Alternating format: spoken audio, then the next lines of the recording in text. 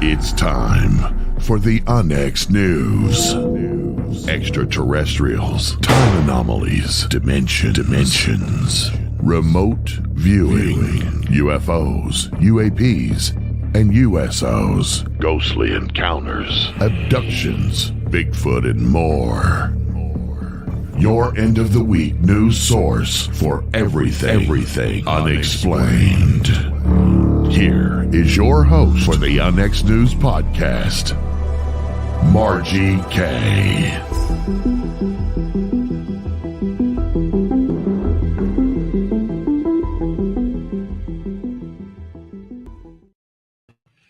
Hello and welcome to Onyx News. I'm your host, Margie Kay, and we are here this evening with kind of a special report after XCon.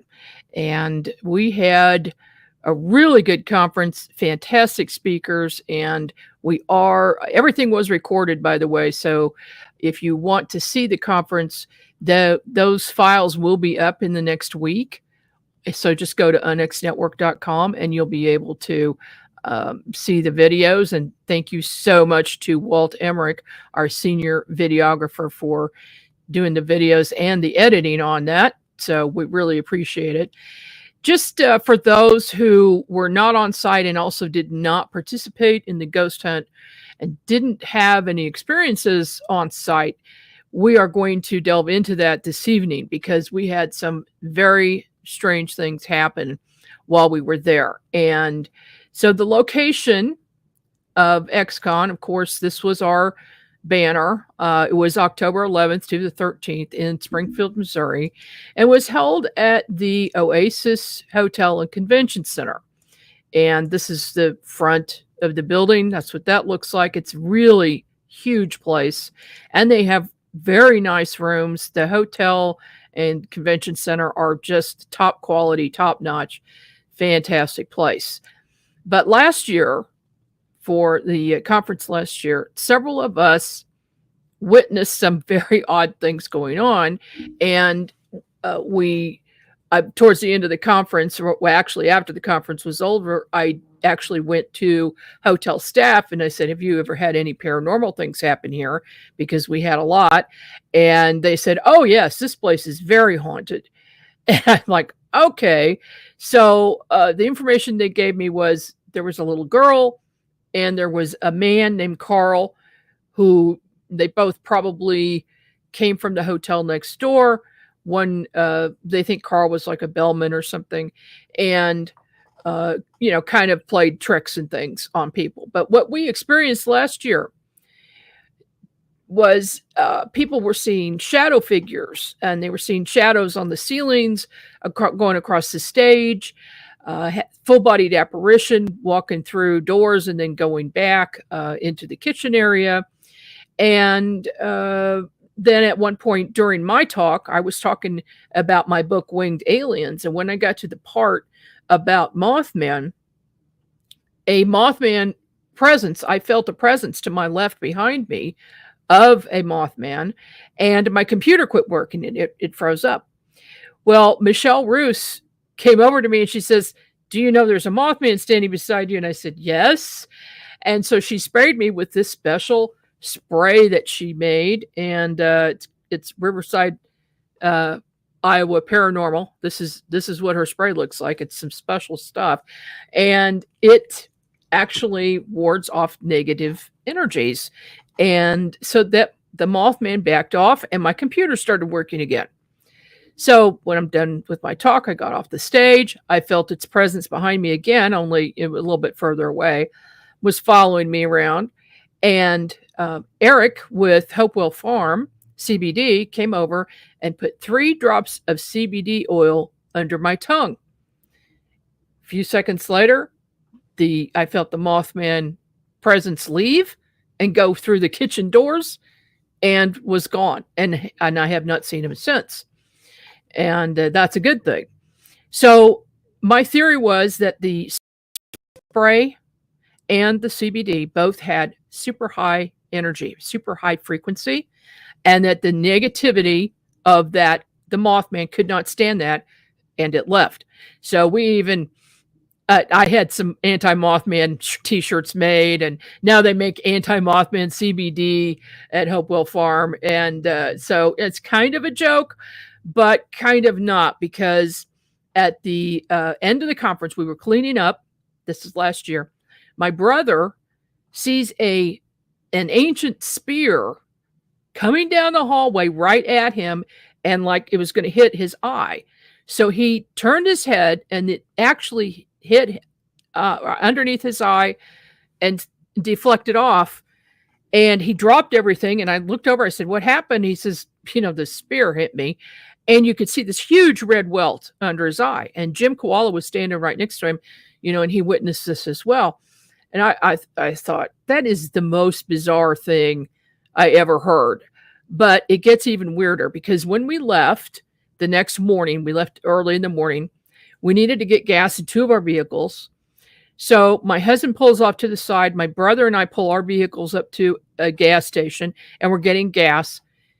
Around the corner comes a man carrying a spear, and he's running with the spear, and he's going right to the doors of the gas station.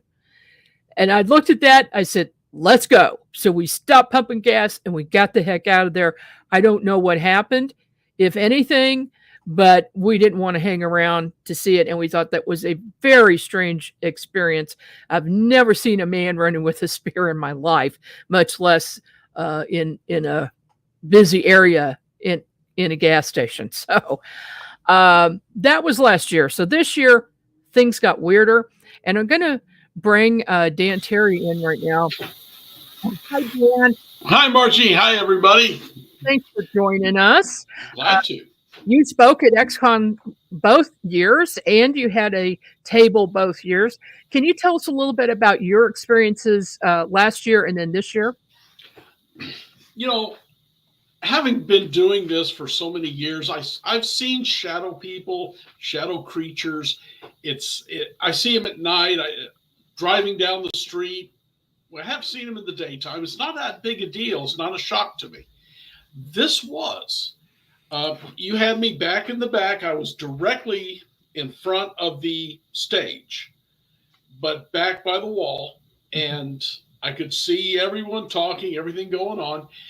Michelle Roos was to my right, and she was sitting there selling her stuff. And suddenly, and I cannot remember who was speaking at that moment. I want to say it was on Saturday. I know it was on Saturday afternoon. These shadows crossed. There is absolutely no windows in this building, in this area. There's right. Doors, there's no windows. And yet these shadows, creatures, were floating across the room from right to left and disappeared into the wall. I saw 4 of them. They were misshapen. They were weird looking, but I swear they were 15, 20 feet off the floor, but just floating very slowly. And I looked over and I said, "Michelle, are you seeing this shadow?" And she said, "Yes." And she kind of stopped me from talking, hushed, because she was watching it just as I was. And then a little later on, other people said they'd been seeing shadow people too. This one was, 20 feet in front of me, 20 feet above me, and just moving right to left in a very slow gait. I'm used to seeing 1, 2 at a time, never a group of them like that. Yeah, that is so weird. And a lot of people said that they saw these shadows on the ceiling and floating and walking through doors. And I had quite a few people come up to me last year and say, do you know there's some ghosts here? I said, yeah, we figured that out about 10 minutes into the conference. So tell us about what happened this year. This year was, again, something I was not expecting. It was after our Friday night ghost adventure, which I know you're going to be getting into a lot more shortly. But my wife and I went back to the room. She went to bed. I was sitting there watching some paranormal mysteries with William Shatner on it, because I just really like William Shatner. Mm-hmm. And all of a sudden, I shouldn't say that. I dozed off. I went to sleep. I shut everything off, went to sleep. At 12:10, and it was right after midnight, this is what woke me up.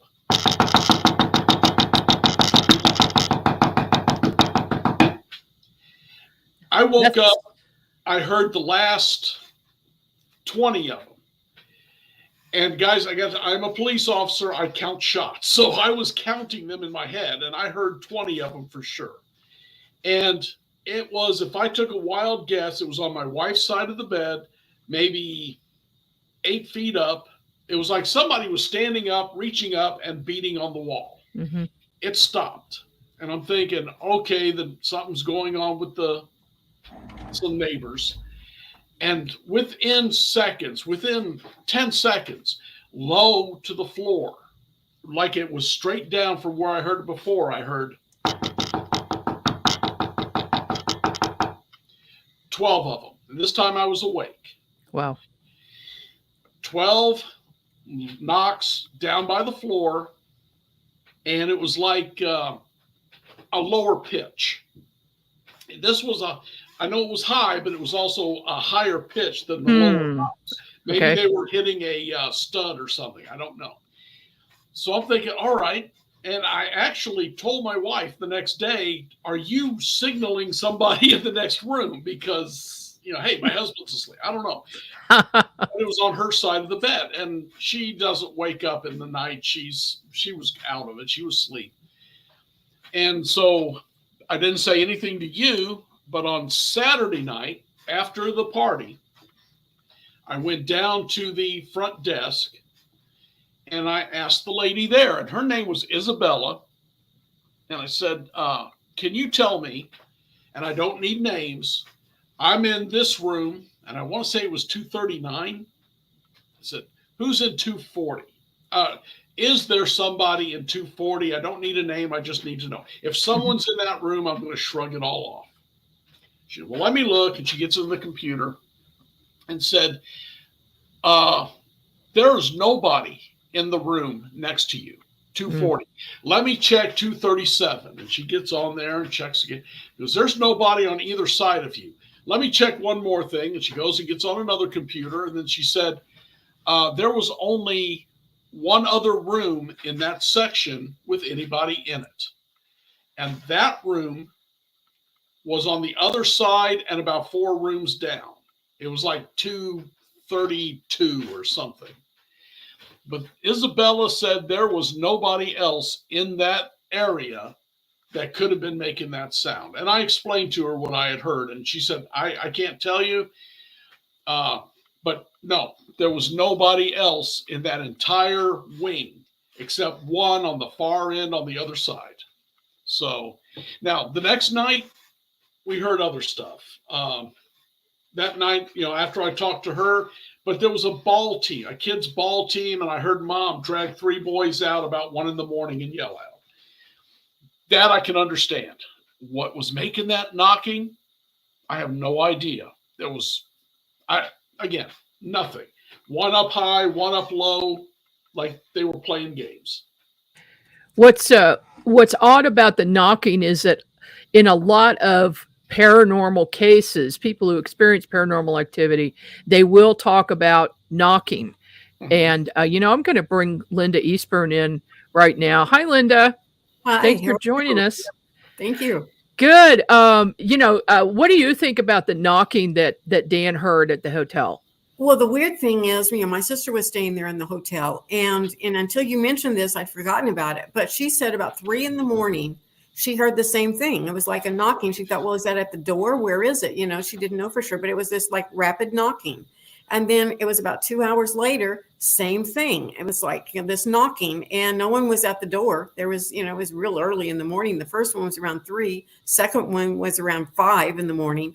No explanation at all for that. So yeah, I'd forgotten totally about that until you mentioned it. But same, and our room was over on the other side. I mean, it was 504 or something like that. Or, it was a completely different area than yours, though. Okay, well, yeah, I'm trying to actually track the rooms. Mm-hmm. So, going to make a map of the paranormal activity that occurred there the past 2 years. But But back to the knocking for a minute. Mm-hmm. People have reported knocking that is a supernatural event. I have heard it myself. I've been in a dead sleep and I've heard knock, knock, knock. It's usually in sets of 3. That And is not a good sign at all. that's never a good sign when it's something is in sets of 3. So, and I've even heard knocking at my front door and gone to the door and there's nobody there.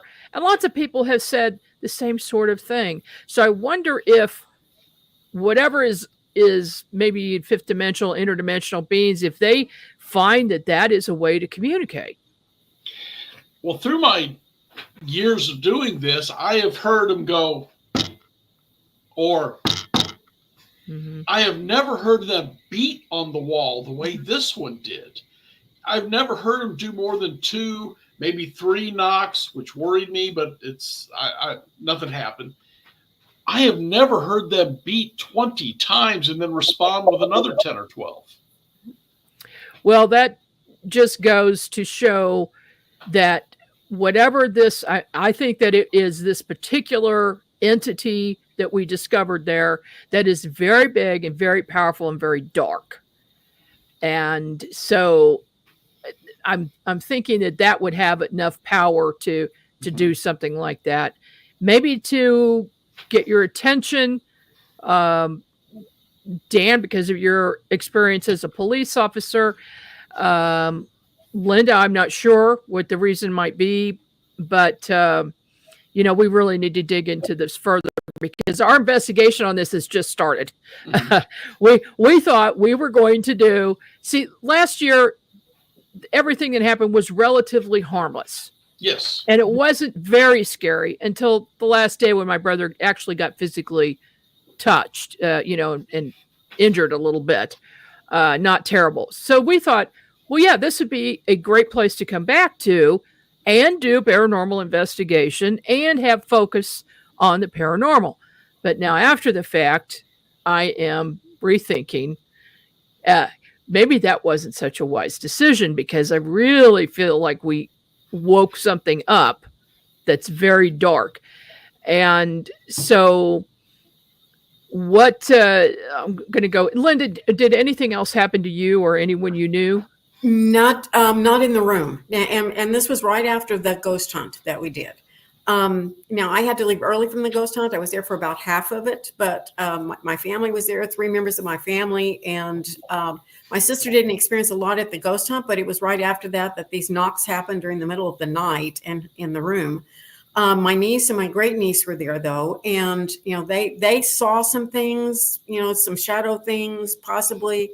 My great niece was kind of used as a human pendulum, because she was real sensitive and was kind of just really, really into the whole experience of it. She didn't have anything that frightened her particularly, but she was very sensitive to a lot of the things that were happening there and felt like it was a lot of things were going on. Okay, so we'll move on then to we're gonna stick with Friday night. Okay, so Dan taught a class on dowsing and Michelle taught a class on equipment, and then we got into the ghost hunt. And I'm not sure how many people were there, maybe 20 or 30 people total. And we split up into 2 groups. And so Dan, you took people around doing the dowsing and letting them practice with the rods. And that's something that you've had a lot of experience with and a lot of luck with. Did you have any answers or to questions while you were there from any of the entities that might be there? No. And I cannot remember anything coming from the entities at the hotel. The responses we were getting were from family and one man, he was trying to reach his grandmother who had recently passed. And I told him, don't be disappointed. She will come when you are ready. You just are not ready yet. Well, he started getting responses from what he called his guardian. And he assumed it was his grandmother. I don't think it was. I talked to this guardian. He answered yes or no that he was not an angel, but he was related to this man in some way. And there was a couple other folks with me who were getting family members coming through. I don't remember anybody saying I just talked to the little girl. I did just talk to a spirit. I don't know. So we didn't have the responses like you all were having. Yeah. So the second group that Michelle was leading was in the main area with the. Let me bring up some of these pictures here so people can understand what we're talking about in the area. So first of all, this is Dan teaching the dowsing rods in the foyer area, and then this area is the stage. I just want to give everybody an idea of the location and how big it is. I mean, this place is huge, absolutely huge. I'm not sure how many square feet, but this table right here with this camera equipment, right in front of this table that would be closest to us, that's a table that was kind of set up where Michelle had people doing a contact, kind of a seance type of thing, trying to contact some of the entities there. Now, let me go back to last year. What I was told was very mundane. Okay. There's a ghost of a little girl, and there's a ghost of a guy named Carl, and that was it. And then I met a man at the hotel who was attending the conference, and he used to work at the hotel, and he used to work at the loading dock in the back. And he told me that everybody knew that Carl, the ghost, was responsible for moving things around and playing jokes on them back at the loading dock, and that he had been doing that for years. It wasn't a scary thing. It was just an annoying thing. Like somebody would put a box somewhere to be put on a truck, and then they turn around and it'd be gone. And it'd be someplace else. And then 5 minutes later, they turn around and it was right where it was supposed to be. Things like that. So very mundane stuff. But then Michelle dug deeper, and she was able to get somebody at the hotel to talk a little bit more about what had happened in the past. And it turns out it was very dark. Some events happened there that were awful. A little girl, 10-year-old girl, was at a wedding. She wandered outside into that back parking area where everybody goes in the very back, and a homeless man grabbed her and raped her and killed her on the site. And my heart just sunk when I heard that. It was just a horrible thing. And when things like that happen, there's a residual energy, and the spirits hang around because there are unresolved things. And it happened at the corner of the back of the conference center where people have seen the little girl come in and out. Okay, so this is what we were dealing with. And then the person who did that crime has apparently crossed over. We're not sure. We need to do some more digging into that. But out of that, we believe that there has been created this negative entity that has just grown and grown and grown in power. A very, very dark, powerful energy. So by Saturday morning, and I'm going to go back to the investigation in a little bit after the break, but by Saturday morning, 3 of us had picked up that this energy was there and wanted to attack people. So we worked together to clear the energy out and bring in positive energy. Okay. Anybody would normally do that. And it felt like it had backed off, but Michelle and I knew it wasn't gone. It was going to come back, but it did back off for a while, and we had some peace throughout the day, although we had sound issues constantly, and those were supposed to be fixed. And we had sound issues last year. We had sound issues this year constantly. And so that was a pain. And I don't know if that was something paranormal or just problem with the electronics, but then some things got worse. But we're going to take a break right now. Both of you are welcome to hang on to continue talking if you'd like. Michelle and Tyler are not here. I think they might be coming in. I'm gonna see here in just a minute. But we'll be back right after these messages.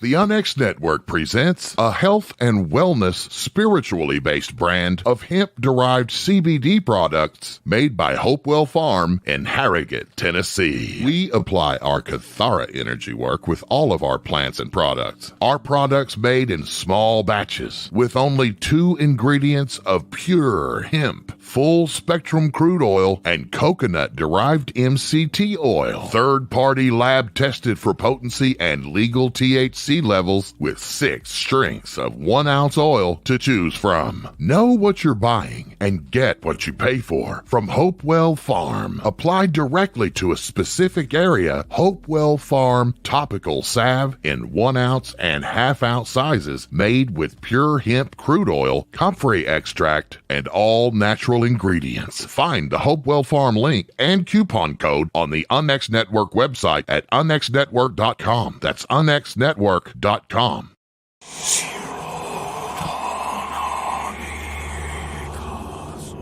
We are a few weeks away from the 2024 XCOM.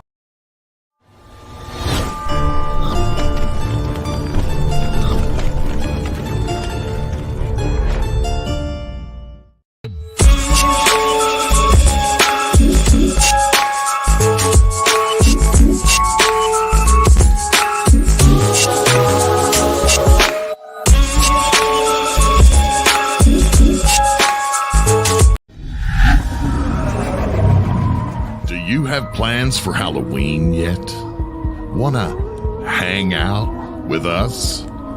October 31st at 9 p.m. to midnight Central Time, right here on the Onyx Network.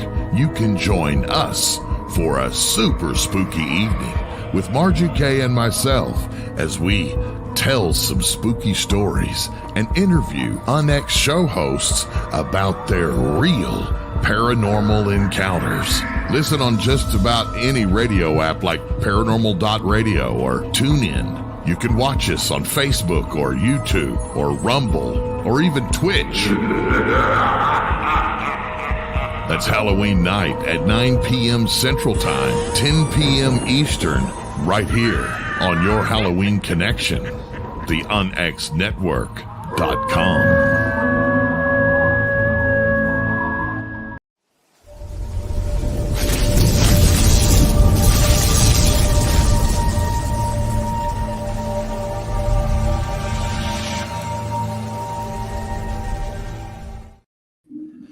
We are back with Onyx News. I'm your host, Margie Kay, and we are here every Friday evening at 6 p.m. Central, 7 p.m.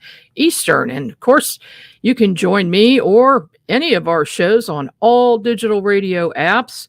And then we do have several shows that are on video as well on YouTube. So check out our YouTube channel, Onyx Network.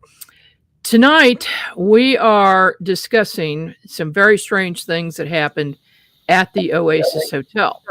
And one of the strange things is 2 of the people who were going to discuss things that they encountered at the hotel are unable to join us. Actually, 3 people are unable to join us. So I don't know what supernatural entity is trying to stop them from coming in, but you never know. These things happen in our world, weird stuff. Just weird stuff all the time. So I'm going to go through a few of these things, and then I'm going to get your comments, Linda and Dan, if you wouldn't mind. So first of all, have either of you ever witnessed as much paranormal activity with all these people seeing these shadow beings? One lady said she saw things flying, like something winged, like only about 2 feet wide. A lot of them flying around the stage. People saw orbs around the room, lights, and these shadows, lots of shadows and people, and then also in their hotel rooms experienced paranormal phenomena. Have you ever heard of anything so busy? It was busy. I mean, a lot of people were reporting the shadows. I mean, I know that. And then I heard of a lot of dark shadows on the floor too. Just quick moving, little like blobs, moving along the floors. Okay. One of the first ghost conferences I was ever a part of 64 people saw the same single action. And that was a large aluminum pole raised up about 4 feet and then came down on the speaker's shoulder as he was talking about a particular spirit. Okay. But to see this, I mean, we saw one thing the whole time, not this much by so many different people seeing different things, seeing the same things. No, I've never seen anything like this place.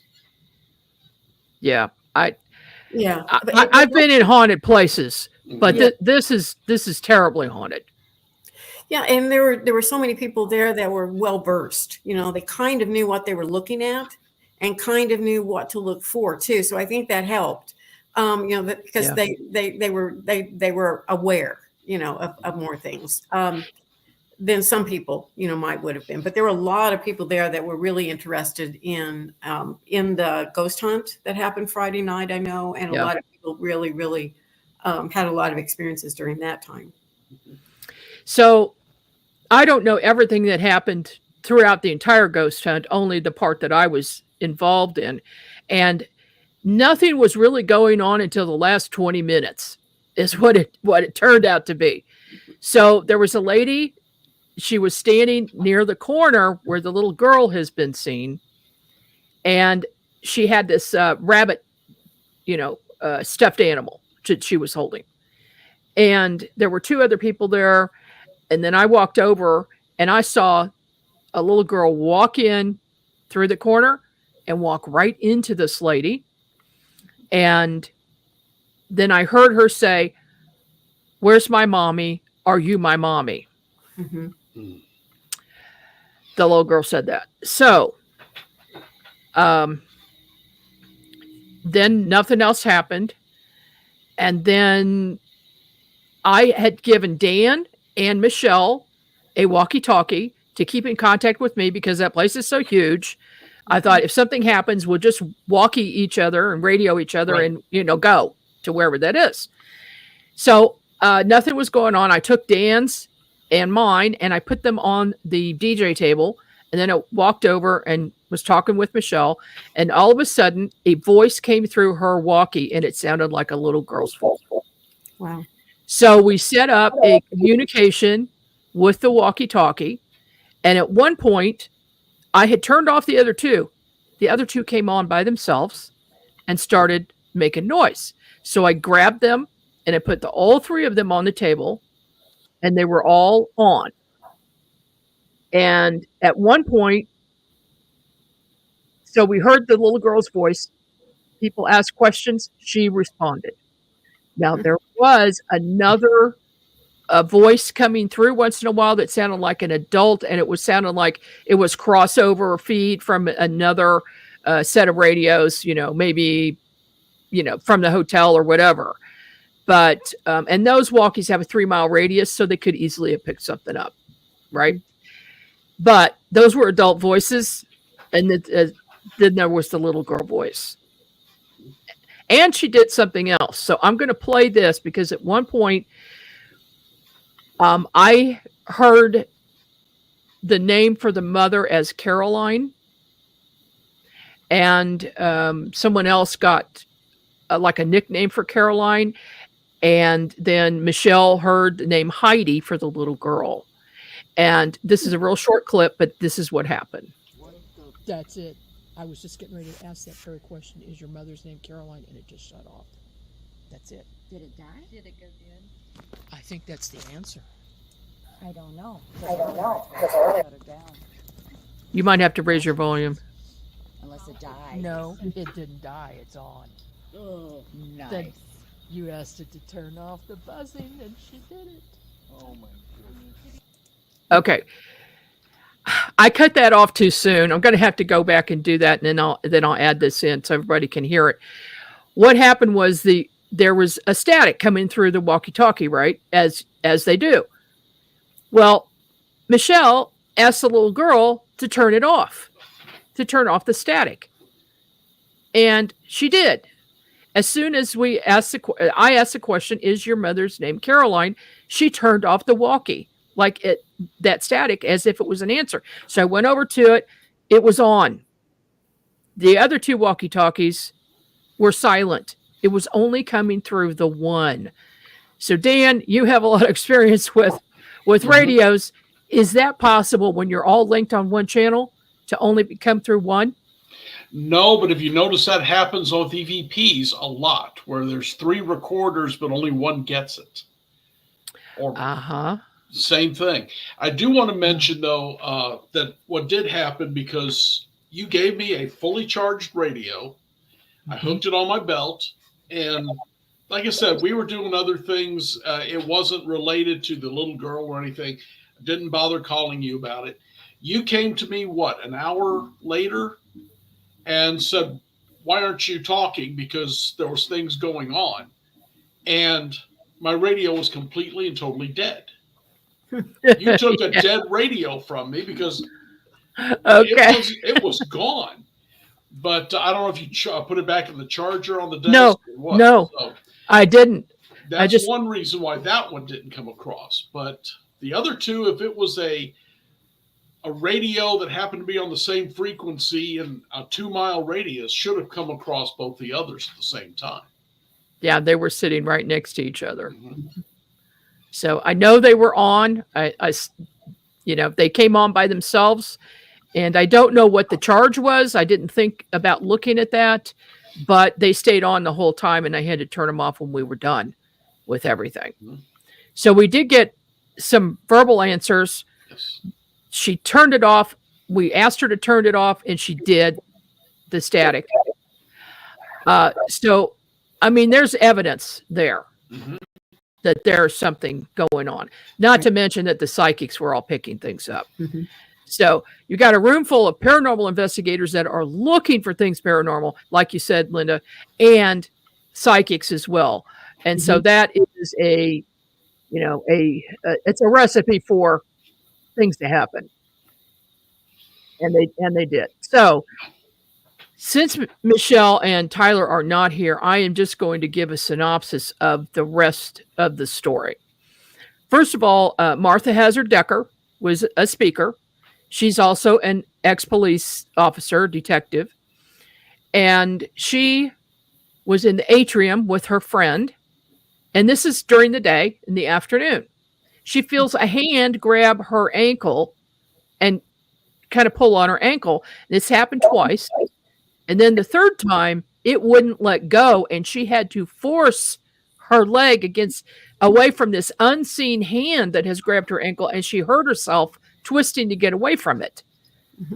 And she tells me that on Saturday, and I'm like, what the heck? I think that was Saturday morning that happened.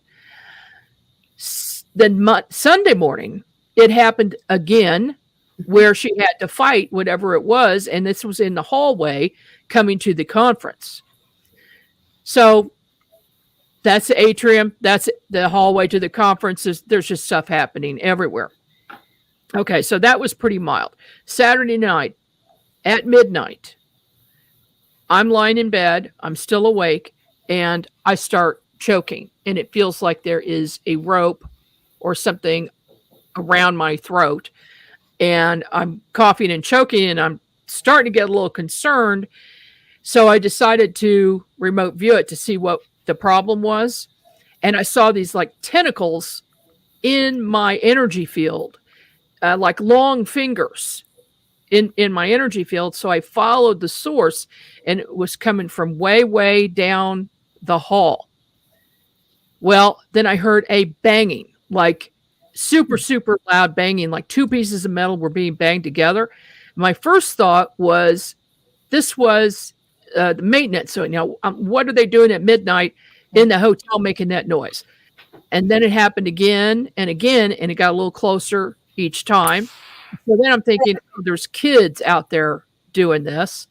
But then it just kept, it's kind of like a horror movie, where they're spaced apart and you hear bang and then bang, and it's getting closer and closer to you.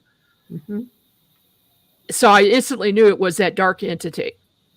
So what I did, just keep this in mind for future, I brought in white light, just kind of supercharged myself with that light. The choking stopped, And I pushed that energy just back, and I just followed it down the hall. And as soon as I hit where that entity was, it dissolved the entity. Well, good. I could see that by remote viewing it. Now, it's not gone. It's just dissolved and it went away for that moment.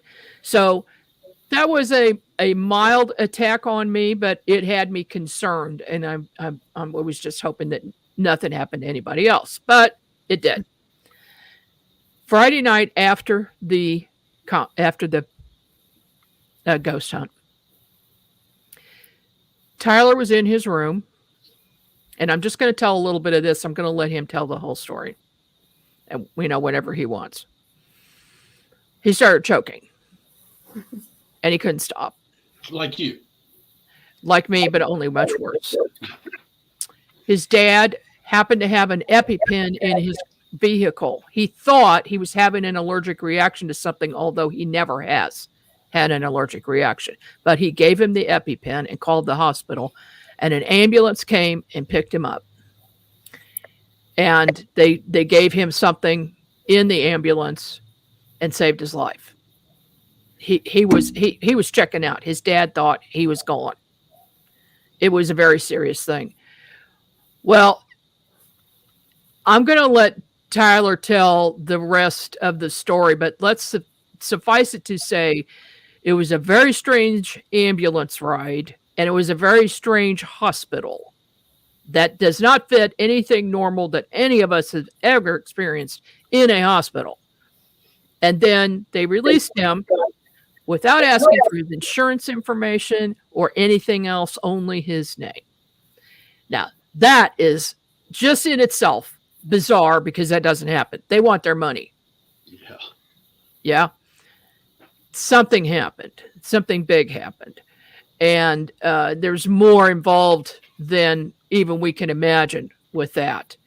Now, I am feeling on the site that there is still a dark energy there.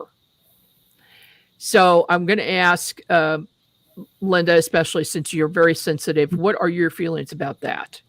Well, I felt kind of a lot of light in the room when I first got there, because all of these energy people were there, and and it was really positive. Now, as the conference progressed on, and especially after the ghost hunt on Friday night, there was just a lot of stuff that seemed to just be hanging out, just hanging around. It just felt darker and darker and darker. And Saturday, it was really weird. The whole place, you started having sound problems.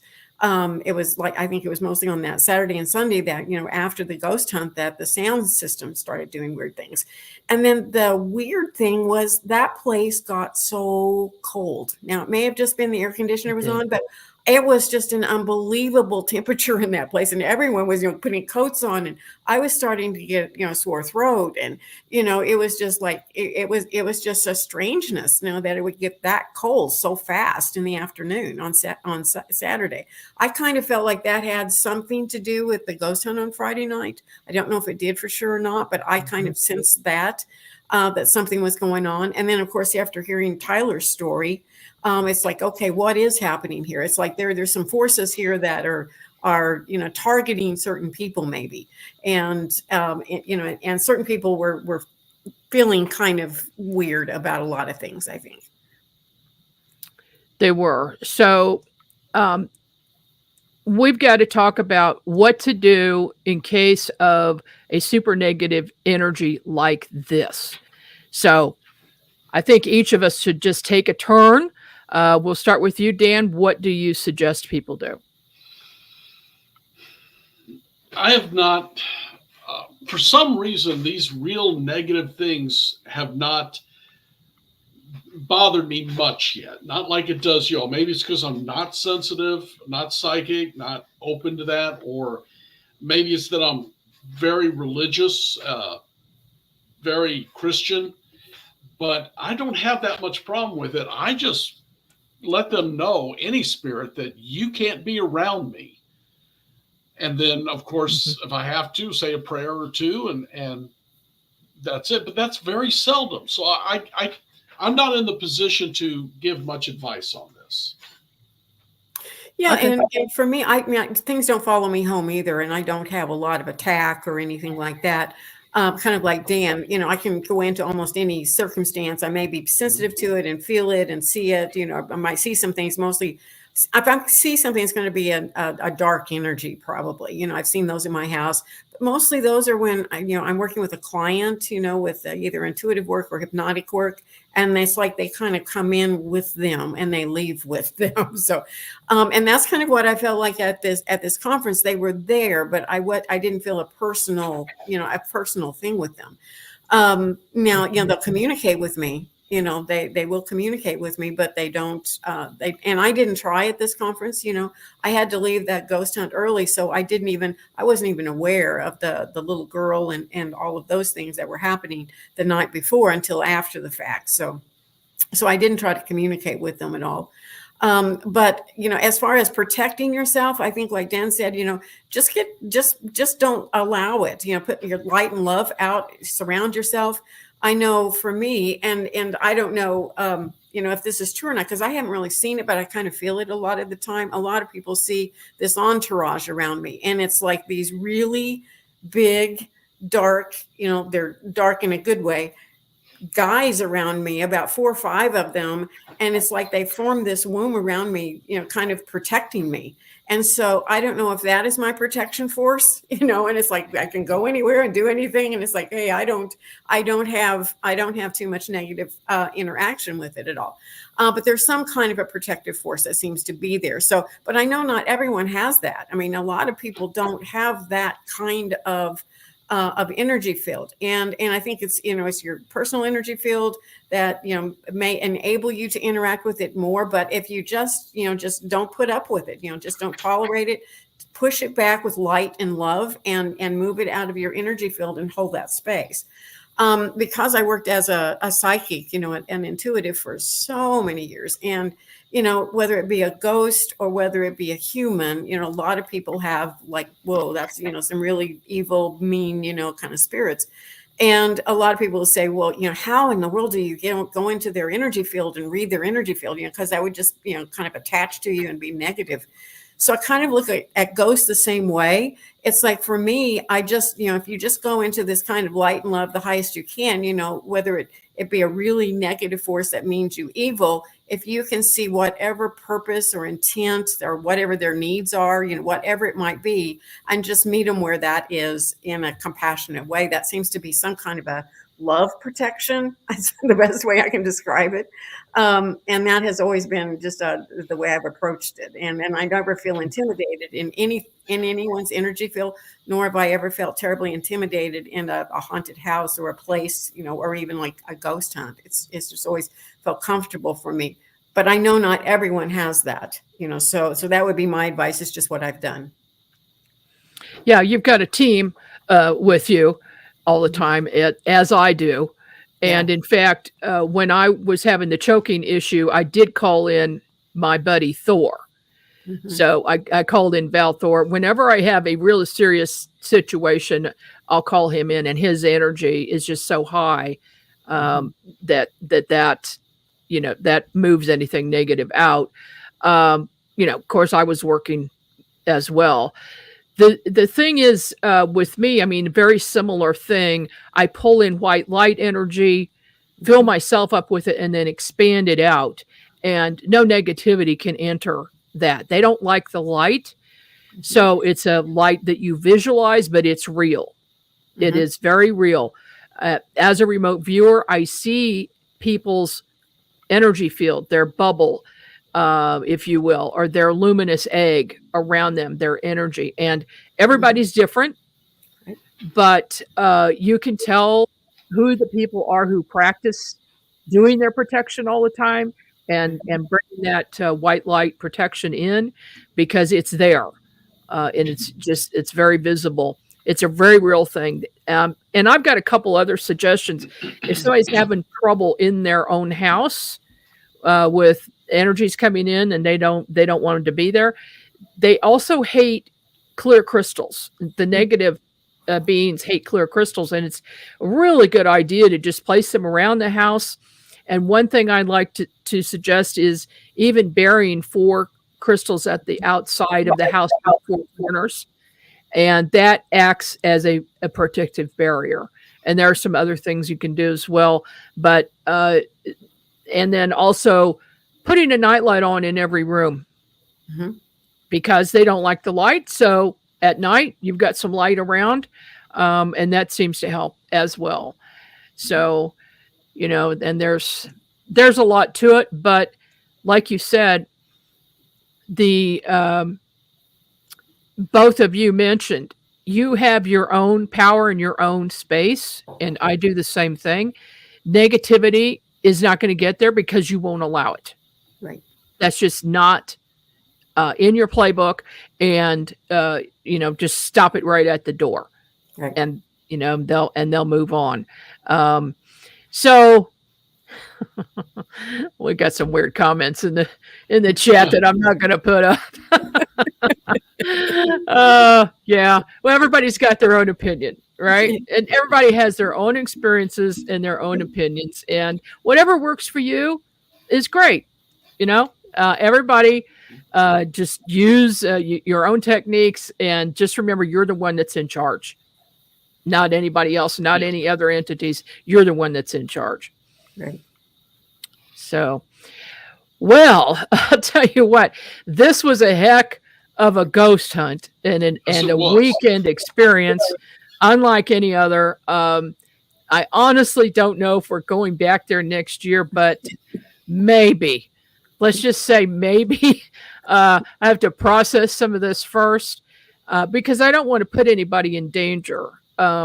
We may have to go through and just clear that place out and do some of the things we mentioned tonight, to make sure that there's only positive energy there. And I actually suggested to the hotel that they get a demonologist out there right away to clear that space. Yeah. And, and the history of it too, that used to be a Howard Johnson's for many, many, many years. And there's like thousands of people that have been in and out of that space. And, some of them, passed over because people die in hotel rooms. And they're just normal spirits running around. But there's something else too. The fact that the Mothman showed up right as I'm talking about it, come on. Right. It's one of those things that just, and then someone else sees it. I mean, I didn't even say anything. Of course, Michelle is psychic and she saw it. I'm like, yeah, there's a Mothman standing right there. I know it. And the weird thing about that is I never had experiences with Mothman until I started investigating Mothman cases in Kansas City. We have multiple sightings of Mothman here, and one in particular, a witness saw it 7 times. And so then it kind of made itself known to me, and I know I can feel its presence. And everybody I know has always said they know when it's around. Even if they don't see it, they can feel its presence, which is a whole other thing. And I've got to do a whole show on that as well. But for now, what say you, Dan and Linda? Would you go back to the Oasis? Oh yeah, in a heartbeat. Yeah, I would. Yeah, absolutely. Yeah. Yeah. All right. Well, you're up for anything, man, and ready to go. And I know Dan's on, so of course that doesn't do much good with ghosts, does it? Yeah, the bullets don't really stop the ghosts. No. But thank you both for being with me tonight and discussing this very strange place. Yeah, it's a little bit out of the norm, but yeah, we'll see what transpires in the near future, and if we're going to go back, we'll count on you guys to come clear the place out with me. We'll be happy to do that. All right, wonderful. Thank you so much. See you soon. Good night. Good night. All right. Thanks to Dan and Linda for joining me tonight for this high weirdness. And yeah, salt rounds can hurt them. Okay, this is from the chat. Yeah, they don't like salt either. The negative entities don't like salt. You could sprinkle that outside your doors and things like that. Probably be a good idea. But tell you what, we will be here again next week. And of course, I have a special show for you next week as well. And we are working on getting those videos up from XCon so you can watch the conference too. And we've got a new documentary coming out pretty soon. I'm working on the last 2 places for filming next month in November. 2 more portals, and then we will have that out hopefully in the beginning of 2025. So watch for that. That's our first full-length documentary film. I'll see you here again next week right here on the UNX Network. And be sure to watch all of our shows and get the show listing in the UNX magazine. And you can also see that on our website, unxnetwork.com.